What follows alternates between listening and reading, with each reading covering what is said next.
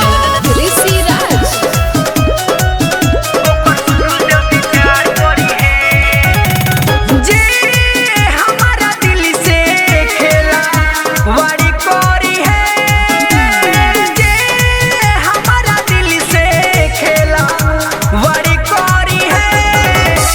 छठी माई विचार करी है ओकर सूरज देव विचार करी है ओकर दीनानाथ विचार करी है ओकर छठी माई विचार करी है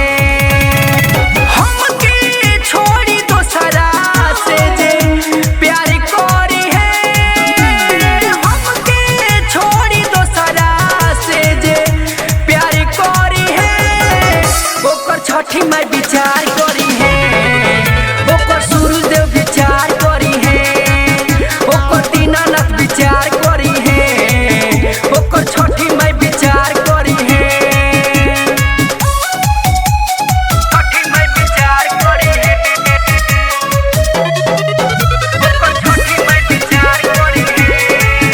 ओकर छठी माई विचार करी है भूखल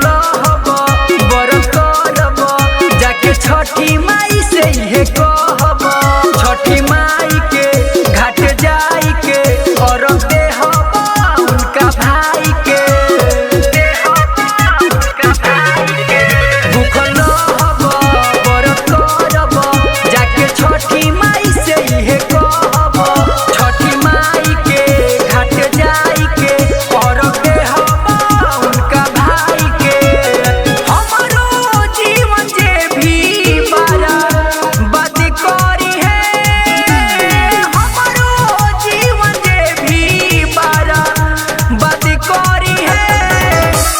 छठी माई विचार कर